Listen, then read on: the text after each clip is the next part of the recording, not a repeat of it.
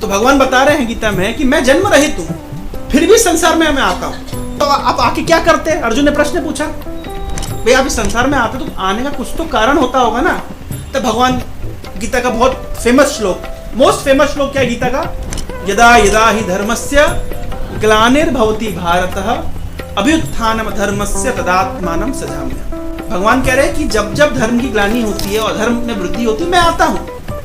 तो अर्जुन ने पूछा, आप आते तो आके करते क्या है? परित्राणाय साधूनां विनाशाय च दुष्कृतां धर्म संस्थापनार्थाय संभवामि युगे युगे। मैं साधुओं की रक्षा करता हूं, दुष्टों का विनाश करता हूं और धर्म की स्थापना करता हूं।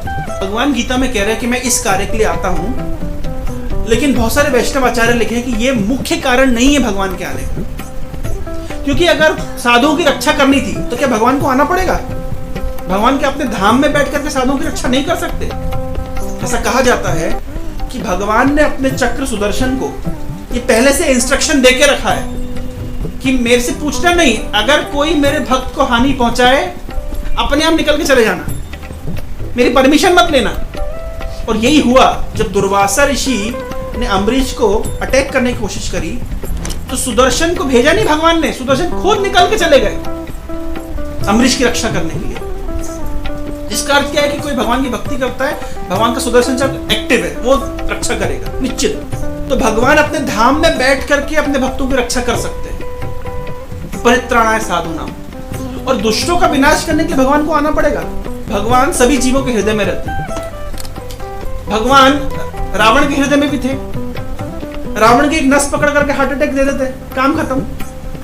इतनी दूर से भगवान को आना पड़ेगा और समुद्र के ऊपर पुल बांधना पड़ेगा और तब जाके रावण को मारेंगे। भगवान तो हार्ट अटैक, एक नस पकड़ते हार्ट अटैक से मर जाता।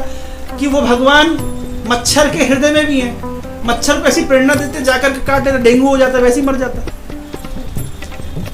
तो भगवान को साधुओं की रक्षा करने के लिए या दुष्टों के विनाश करने के लिए आना जरूरत नहीं है।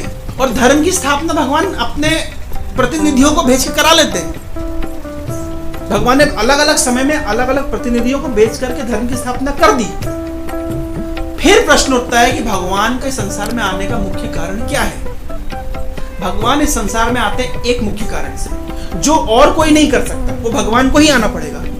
धर्म की स्थापना किसी से करवा सकते हैं, साधुओं की रक्षा किसी से करवा सकते हैं, असुरों का विनाश किसी से करवा सकते हैं, लेकिन एक काम के लिए भगवान को खुद आना पड़ता है। जैसे मान लीजिए ब्रांड एम्बेसडर होता है, एक पंखे का ब्रांड एम्बेसडर था MS धोनी। या ऐसे समझिए हेमा मालिनी ने ऐड किया, कौन सी क्रीम का? इसका वीको टर्मरिक। सुना आप लोगों ने? देखा है वो ऐड? वीको टर्मरिक नहीं, कॉस्मेटिक वीको टर्मरिक आयुर्वेदिक क्रीम। अच्छा, इसका एडवर्टाइजमेंट किसने किया? हेमा मालिनी ने। अच्छा, मान लीजिए हेमा मालिनी की जगह माता जी कहाँ गई? कृष्णा माता जी। मान लीजिए हेमा मालिनी की जगह माता जी कर रही होती है ऐड, सपोज करिए। अच्छा, कितने लोग खरीदते? केवल प्रभु जी खरीदते। अच्छा, है कि नहीं है? है कि नहीं है? हेमा मालिनी को खुद आना पड़ेगा वीको टर्मरिक का ऐड करने के लिए, वो अल्टरनेट कोई और नहीं चलेगा। अब समझ रहे हैं? इसको कहते हैं ब्रांड एम्बेसडर। वो पंखे का ऐड करने के लिए धोनी जी आए हैं, मैं जाके ऐड करूंगा तो लोग पंखे नहीं खरीदेंगे।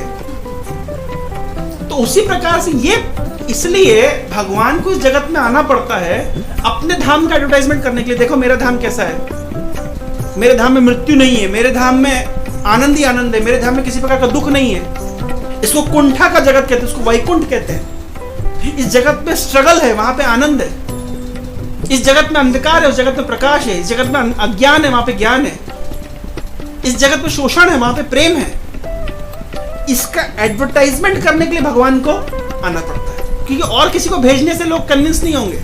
इसके लिए भगवान को स्वयं आना पड़ता है। ये मुख्य उद्देश्य भगवान के आने का। भगवान के आने का मुख्य उद्देश्य कि भगवान के भक्त इस संसार में भगवान की प्रतीक्षा करते हैं कि कब भगवान आएंगे और हम उनके साथ प्रेम का विनिमय करेंगे। ये और प्रेम का विनिमय किसी और के माध्यम से आप नहीं करा सकते। जैसे मान लीजिए छोटा बच्चा रो रहा है, वो 100 लोगों की गोद में चला जाए, रोता रहेगा, लेकिन जैसे ही माँ की गोद में आएगा रोना बंद कर देगा। उसी प्रकार से जीवात्मा को बहुत सारे लोग अलग अलग प्रकार के ऑफर देते हैं, उसको संतुष्टि तब तक नहीं मिलेगी जब तक वो भगवान के संपर्क में नहीं आएगा। इसलिए भगवान इस जगत में आते हैं।